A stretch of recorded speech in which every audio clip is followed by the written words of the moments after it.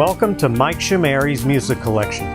For newcomers, this show highlights the jazz and new age albums in my collection of over 1,200 CDs, 7 LPs, 1 EP, and 1 cassette. In this episode, we'll look at 9 albums from the year 2000, the first year of the 21st century and new millennium. Let's begin. The first album from 2000 is The Beautiful Game by Acoustic Alchemy. The phrase, the beautiful game, is used to describe soccer, or football, as it's known where Greg Carmichael and Miles Gilderdale are from, the two lead guitarists that make up Acoustic Alchemy. This was Miles Gilderdale's first album, replacing the late Nick Webb, who died a couple of years earlier. My favorite tracks on the album are Angel of the South, the title track, Trailblazer, Big Sky Country, Kid Stuff, and Jubilation. Kid Stuff has some weird flangy vocals and a child's laughter. Trailblazer and Big Sky Country also have Nashville versions at the end of the album, with more of a country sound. The second album from 2000 is Spyro Gyra saxophonist Jay Beckenstein's lone solo album, Eye Contact. The album features tracks written by and featuring guitarists Chieli Minucci and Chuck Loeb. Chieli wrote and appeared on Sunrise, while Chuck Loeb wrote and appeared on The Other Side, Northline, and the title track, Eye Contact. There's also some songs with background vocals like Black Market, a Weather Report cover, and Turnaround.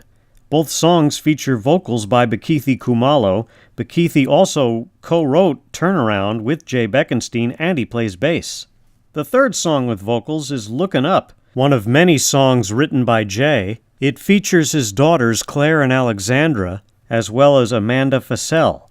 Album number 3, Boney James and Rick Braun, Shake It Up. Boney plays tenor sax while Rick Braun plays trumpet and flugelhorn.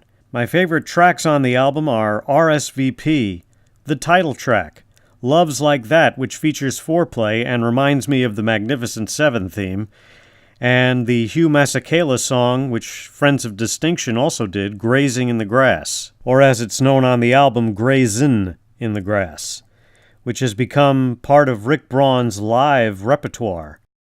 I mentioned Foreplay. They had an album of their own in 2000, Yes Please, and Yes Please has a bunch of songs I like, Free Range, Double Trouble, Robobop, which makes me want to do the robot, or at least think of Bender from Futurama, Blues Force, Lucky, Fortress, the longest track on the album, and if I'm really feeling up to vocals, Save Some Love for Me, or to use the cadence in the song, Save Some Love for Me Tonight.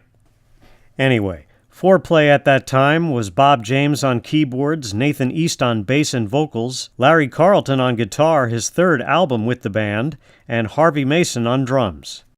And Bob James is featured on the title track of the Rippingtons' 2000 release, Life in the Tropics. Besides that great title track, there's also Club Paradiso, Caribbean Breeze, which features Peter White teaming up with band leader Russ Freeman on guitar, Cruisin' Down Ocean Drive, Be Cool, with Dave Koz, who also appeared on the Rippingtons' first 2 albums, Avenida Del Mar, which has a great keyboard solo by Bill Heller, and South Beach Mambo, a pastiche of Smooth by Santana, with Rob Thomas. I'd be remiss if I didn't mention Eric Marienthal, Paul Taylor, and the rest of the Rippingtons at that time, Kim Stone on bass, Dave Kochanski on keyboards, Ramon Islas on percussion, and Dave Hooper on drums. The 6th album from 2000 is Faraway Day by Nelson Rangel. Nelson plays alto saxophone, soprano sax, and flute. One of the songs with flute is a Joe Sample cover, Rainbow Seeker. There's also an Earth, Wind & Fire cover, Reasons, where he plays soprano sax. And there's also original compositions like All in All, Clutch, One Step Closer, the title track, and Like No Tomorrow. All in All turned into With You All the Way when Steve Cole performed it on his Pulse album in 2013. The title track has an old-time radio interlude with Nelson acting as an old announcer, and that leads into an alto sax solo. And Faraway Day leads into the last song on the album, Like No Tomorrow, one of 2 songs Nelson co-wrote with Michael Colina, who has done some work with David Sanborn. Album number 7 is by Ken Navarro, Island Life. I'll quickly run down my favorites: Wake Up Call, the title track, Pulse Point, A Part of It All, Souvenir, A World of Our Own, and a leftover song from A Blaze in Orlando, which came out 2 years earlier, Try Again, which is a marathon of a song, much longer than it was on The River Flows, and slower too. That's not a complaint, it's a great song. I've seen Ken perform it a couple of times at Jay Rowe's Smooth Jazz for Scholars concert up in Jay's hometown of Milford, Connecticut. I like the way he walks through the audience at the beginning of the song. The first time I saw him perform at Smooth Jazz for Scholars, he walked right by my seat. The 8th album I've picked from 2000 is Night Shift by Greg Karukas. Again, I'll quickly run down my favorite tracks: Chasing the Wind, the title track Night Shift, Speakeasy, Club Hopping, Rocky Peak, and Small World, which sounds nothing like the Disney ride. And the last album on my list is by David Benoit, Here's to You, Charlie Brown, 50 Great Years, celebrating 50 years of the Peanuts comic strip. The album was posthumously dedicated to Charles Schulz, who died a few months before the album came out.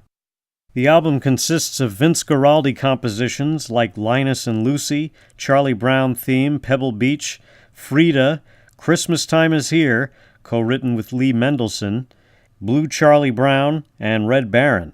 There's also a couple of David Benoit compositions, Linus Tells Charlie and Getting Ready. Linus Tells Charlie features Chris Bodie on trumpet, Pebble Beach and Red Baron feature Mark Antoine on guitar, Blue Charlie Brown features Russell Malone on guitar, Christmas Time Is Here has Take 6 on vocals, and Frida has Michael Brecker on tenor sax. The liner notes have great stories from both David Benoit and Lee Mendelson. There you have it, 9 albums from the year 2000. Let me know in the comments below if any of those or any other 2000 releases are in your collection. Until the next episode, thanks for watching. So long.